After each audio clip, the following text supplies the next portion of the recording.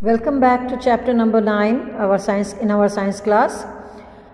Today we are going to take a journey through different habitats and in which we are going to cover few terrestrial habitats, and in that the first one which we are going to see is about deserts. We discussed the abiotic factors of a desert and the adaptations in camels, what all changes in their body you could see, because of which they can adjust the environment in their environment. They can run smoothly, walk smoothly in desert areas, that is sandy areas where we people cannot walk, or the animals or human beings which are used to walking on hard roads, plains, grasslands, they are not able to walk as smoothly as camel can do. Now, there are desert animals like rats and snakes. The rats found in desert areas are a little bit bigger, and their skin, they have their hairs are very rough. Snakes also you can find in desert, which do not have long legs that a camel has, but they like to stay away from intense heat by staying in burrows deep in the sand. They keep themselves cool in the deeper layers of sand. They dig hole which is called burrow, and they stay over there. During the nights they come out, because night time it is desert areas are pleasant, they are cool enough, so they come out during the night time, and during the daytime they take rest in their burrows, in their place, hideouts. These animals come out only during the night when it is cooler, as I told you. Now look at the picture of burrow. Rats and snake, they are found under the ground, and these are the desert plants. They have thorny structures on their green colored thick stem, which seems to be leaves, but they are not leaves. Thorns are actually modified leaves. They are such because due to the reduced surface area of the modified leaves, they lose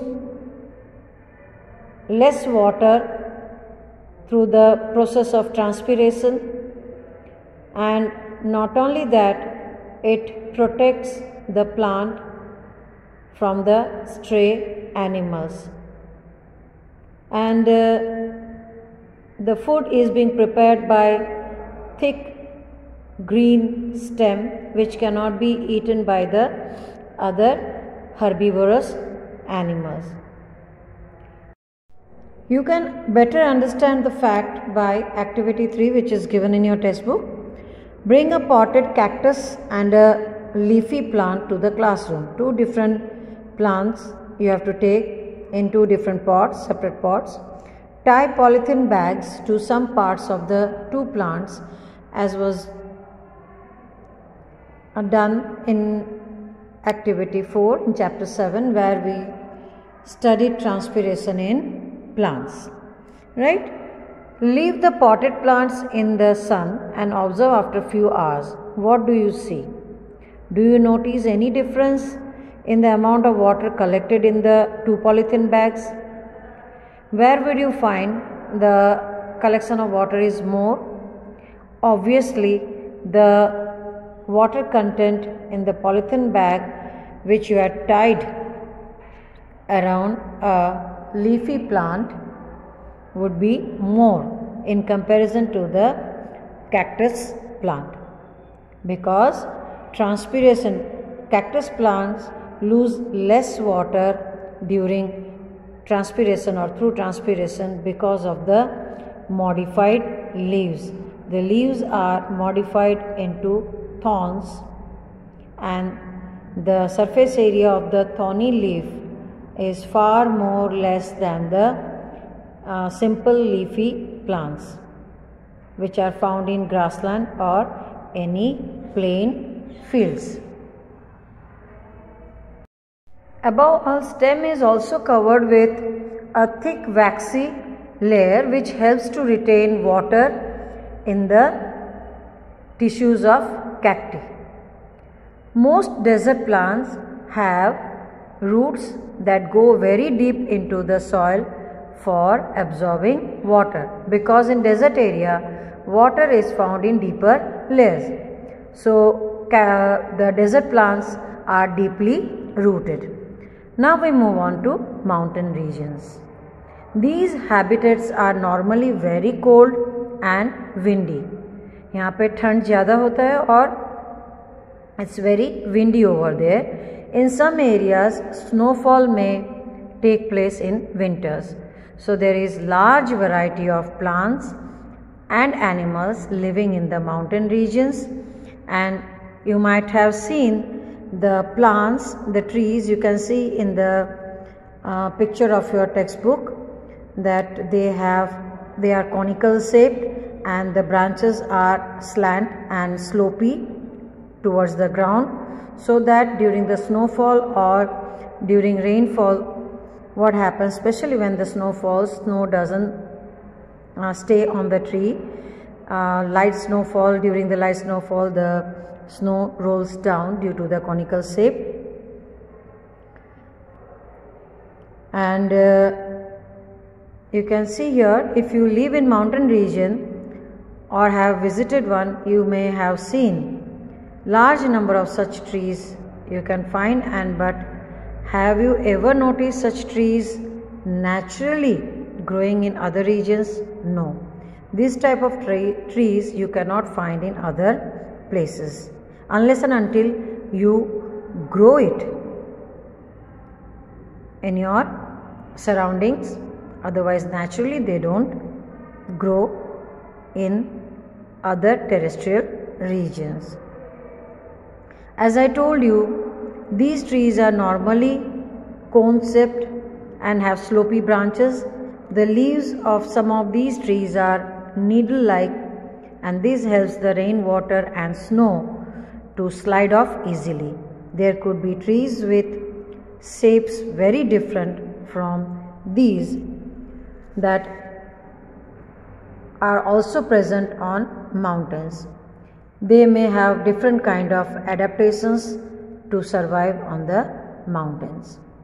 So other different types of plantations are there, and they have different adaptations to survive in the adverse conditions of mountainous region. Now we come to the animals found in mountains. Animals living in mountain regions are also adapted to the conditions there. You can see this is white leopard, that is snow leopard. Then it's a picture of yak, and here this is a picture of mountain goat. You can see very furry, thick skin with layers of fur, thick layers of hair you can find. This type of goats are not seen in our grassland. So they have, what is the adaptation they have? They have thick skin or fur to protect them from cold. For example, yaks have long hair to keep them warm. Snow leopard has thick fur on its body, and similarly you can even find the goat. As I told you, they have thick furry skin, and they have hair till the feet and toes are covered. So the mountain goat has strong hooves for running up the rocky slopes of the mountains. And as we go up in the mountainous regions, the surroundings change and we see different kinds of adaptations at different height. because the coolness increases, the atmosphere becomes adverse and adverse as we climb higher altitudes in the mountainous region. Now we move on to grassland. A lion lives in a forest of a grassland and is a strong animal that can hunt and kill animals like deer, and it is light brown in color. And if we look at the picture, see here you have this lion is considered as predator and deer is the prey. Predator are those animals that make other animals their prey as food. वो दूसरे animals को खाते हैं as their food, तो उनको कहते हैं predators. And animals like deer, rabbit, तो वो क्या है? वो है प्रे, जिनको प्रेडेटर्स खाते हैं. And these prey like deer and other animals, they have to protect themselves surroundings. Now this was all about the terrestrial animals and plants. Now we move on to some aquatic habitat.